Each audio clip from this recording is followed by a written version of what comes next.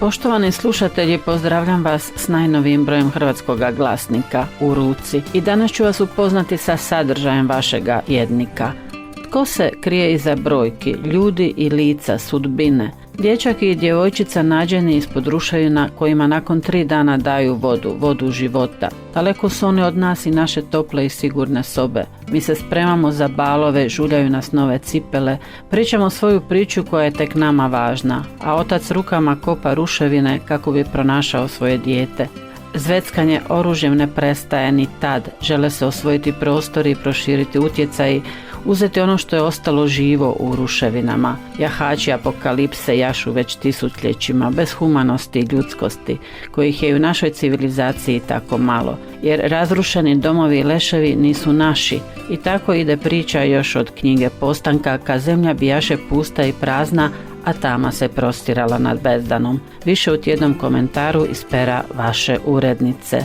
Svi ispitani stariji aktivisti su jednako rekli da je bal započet nekih 70. godina, ali točno kada, u tom se nisu složili. Međutim, Petrovišćanin Imre Kapitar, koji je ono doba bio bubnjar i vodič Petrovijskoga zabavnog sastava Kapitar Band, tvrdi da je njihova banda po prvi put svirala 5. listopada 1975.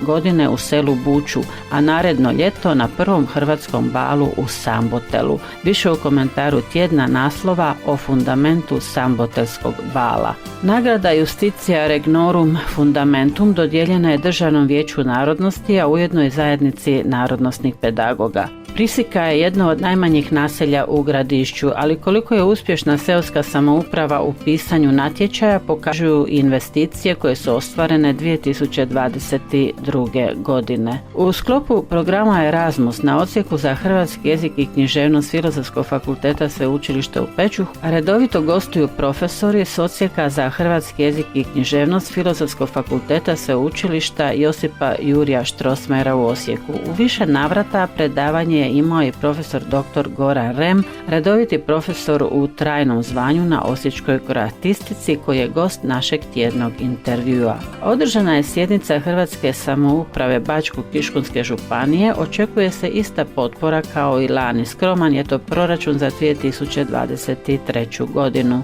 Pišemo o velikom bunjevačkom prelu u Sentivanu. Platforma Mreža hrvatskih žena izabrala je Marijanu Balatinac kao jednu od 23 dobitnice nagrade Utjecajne hrvatske žene za 2023. godinu i to u kategoriji umjetnost i kultura. Ta nagrada prepoznaje vodstvo, inovativnost i utjecaj žena hrvatskog podrijetla, a dodjeljuje se nominiranima iz Republike Hrvatske te iz brojnih hrvatskih zajednica diljem svijeta. Na svečanosti u Gradskom kazalištu Jozo Ivakić u Vinkovcima uručene su nagrade Joza. Nagrađeno je Hrvatsko kazalište Pečuh s predstavom 3 puta Bog pomaže. Održan je 51. tradicionalni hrvatski bal u Koljnofu, koji Koljnovčani organiziraju svako ljeto i okupljaju brojne svoje obožavatelje i obožavatelje hrvatske muzike u restoranu Tercija. Donosimo izvješće o radu Hrvatske samouprave grada Budimpešte za 2022. godinu. Bili smo i na tamošnjoj javnoj tribini. Za više od 600 gostiju uz Hrvatska samouprava grada Sambotela, društvo sambotelskih Hrvata, a uz potporu gradske samouprave, priredili veliki tradicionalni hrvatski bal u Sambotelu.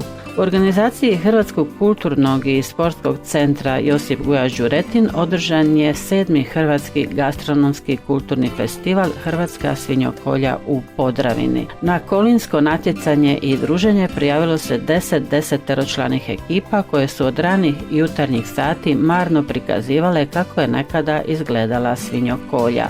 A na konzulatu Republike Hrvatske u Velikoj Kaneži sastali su se predstavnici veterinarske struke i župnici s obiju strana granice kako bi razgovarali o novim mogućnostima hrvatsko-mađarske suradnje. Poštovani slušatelji, slijedite platforme Hrvatskoga glasnika i pretplatite se na tiskano izdanje kako bi tjedni Hrvata u Mađarskoj bio s vama u vašem hrvatskom domu svakoga četvrtka. Pozivamo vas i na naš društveni profil s dnevno svježim vijestima, izvješćima, albumima fotografija iz svih hrvatskih regija od Bačke do Gradišća. Pratite Pratite medijske platforme i društvene profile Hrvatskog glasnika. Budimo zajedno u oazi hrvatske pisane riječi u Mađarskoj na stranicama tjednika Hrvata u Mađarskoj Hrvatskog glasnika.